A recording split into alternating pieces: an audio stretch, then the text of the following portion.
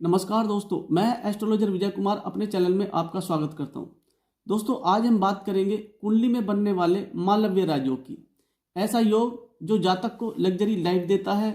जिस जातक की कुंडली में भी यह मालव्य राजयोग बनता है, ऐसे व्यक्ति सौंदर्य और कला के प्रेमी होते हैं। ऐसे व्यक्ति सुंदर होते हैं। सुंदर होने के साथ साथ गुणवान और तेजस्वी व्यक्तित्व वाले होते हैं। ऐसे व्यक्ति जीवन में सभी भौतिक सुखों को भोगने वाले होते हैं। ऐसे व्यक्ति के जीवन में गाड़ी, वाहन, मकान हमेशा बने रहते हैं। ऐसे व्यक्ति लग्जरियस लाइफ जीने के शौकीन होते हैं। ऐसे व्यक्ति कैरियर के क्षेत्र में टीवी एक्टर, फैशन डिजाइनर, संगीतकार, मॉडल, गायक, ब्यूटिशियन, इंटीरियर डेकोरेटर, फोटोग्राफर, अच्छे राजनेता और अच्छे बिजनेसमैन बनते हैं। देखिए, जब भी कोई ग्रह कुंडली में राजयोग बनाता है, ऐसे व्यक्ति जीवन में हर प्रकार के सुखों को भोगने वाले होते हैं।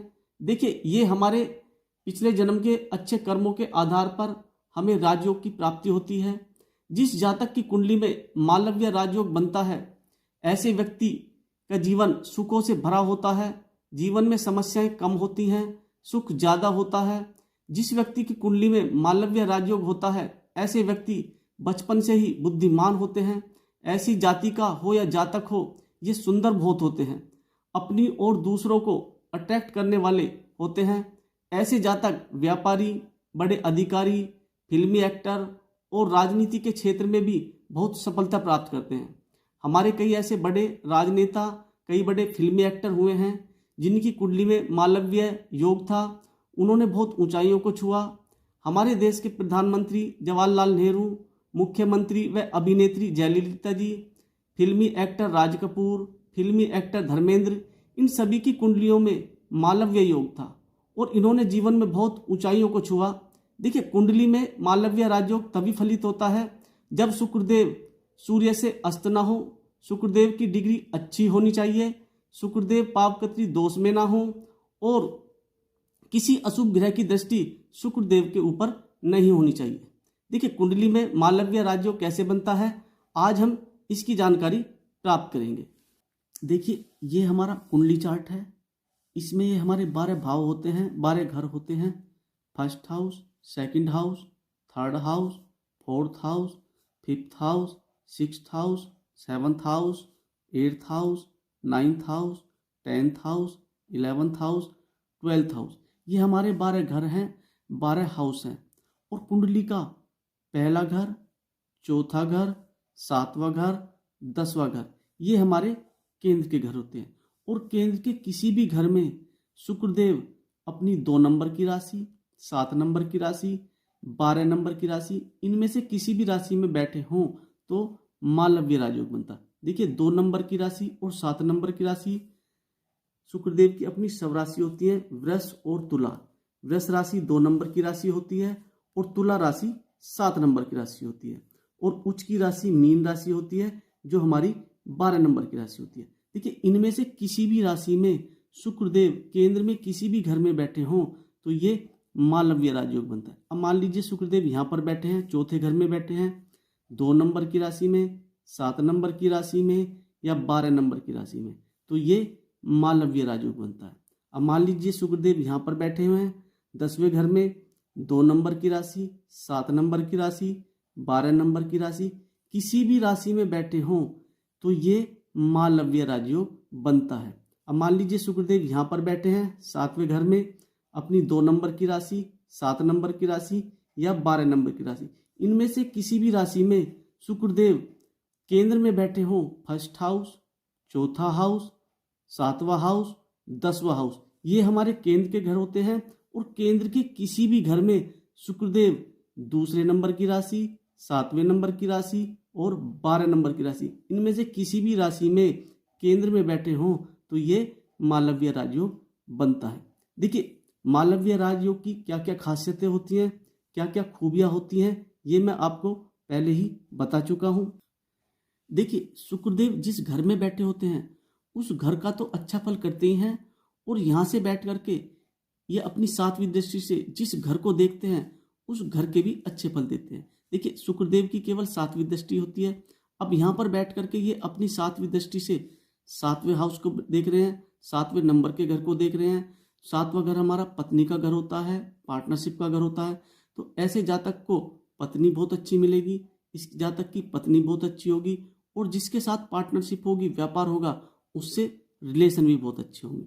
अब मान लीजिए शुक्रदेव यहाँ चौथे घर में बैठे हैं, तो इस घर को भी एक्टिवेट करेंगे। चौथा घर हमारा सुख साधन का घर होता है, प्रॉपर्टी वाहन का घर होता है, माता का घर होता है, और यहाँ से बैठ करके इनकी जो 7वीं दृष्टि है वो 10वें घर पर आएगी, तो इस घर को भी एक्टिवेट करेंगे। 10वां घर हमारा कर्म का घर होता है, व्यापार का घर होता है, नौकरी का घर होता है। तो यहाँ पर बैठ करके जहाँ पर बैठेंगे इस घर को भी एक्टिवेट करेंगे, और यहाँ से जो इनकी 7वीं दृष्टि 10वें घर पर जाएगी, इसको भी एक्टिवेट करेंगे। तो जहाँ पर भी शुक्रदेव बैठते हैं उस घर का भी अच्छा फल देते हैं, और जहाँ से ये बैठ करके देखते हैं अपनी 7वीं दृष्टि से, उस घर को भी एक्टिवेट करते हैं। देखिए, किसी भी ग्रह की दृष्टि देखने के लिए हमें जिस घर में ग्रह बैठा होता है हमें उसी घर से गिनना होता है। देखिए 1 2 3 4 5 6 7, तो यहां से इनकी 7वीं दृष्टि कहां पर गई? 10वें घर पर गई। देखिए, कुंडली में राजयोग फलित कब होता है?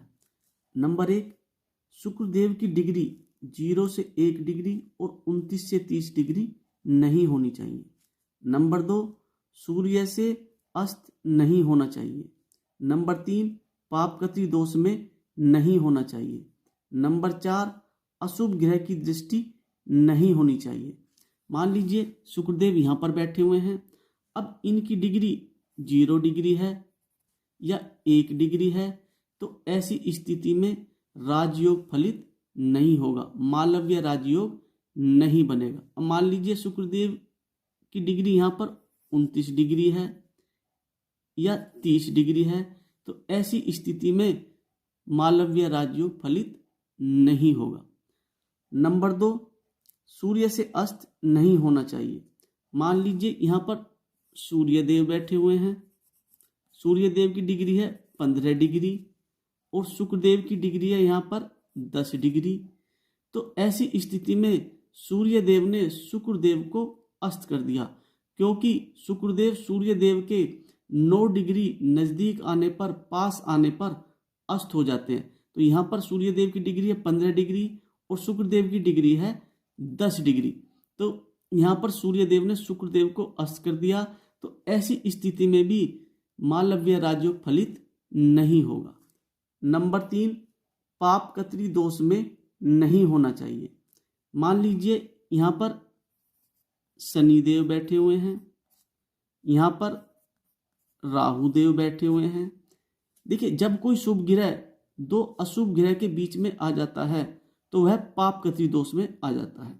ऐसी स्थिति में भी मालव्य राजयोग फलित नहीं होगा। नंबर 4, अशुभ ग्रह की दृष्टि नहीं होनी चाहिए। अब मान लीजिए यहाँ पर शनिदेव बैठे हुए हैं, यहाँ पर राहु देव बैठे हुए हैं और यहाँ पर शुक्रदेव बैठे हुए हैं। अब यहाँ से शनिदेव की 7वीं दृष्टि कहाँ पर पड़ी? शुक्रदेव पर पड़ी। यहाँ से राहुदेव की 5वीं दृष्टि कहाँ पर पड़ी? शुक्रदेव पर पड़ी।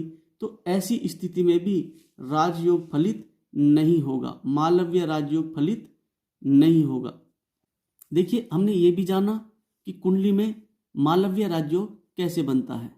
केंद्र में ही जब शुक्रदेव अपनी 2 नंबर की राशि, 7 नंबर की राशि और 12 नंबर की राशि में बैठे हों तो मालव्य राजयोग बनता है।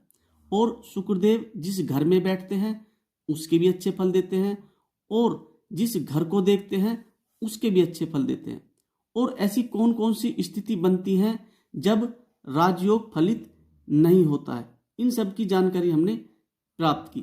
दोस्तों, जो मैंने आपको यहाँ पे समझाने की कोशिश की है, बताने की कोशिश की है, अगर आपको वीडियो अच्छी लगी तो चैनल को लाइक करें, सब्सक्राइब करें, कमेंट करना और नोटिफिकेशन बेल दबाना ना भूलें, क्योंकि मेरी अगली वीडियो अपलोड होते ही आपके पास मैसेज आ जाएगा।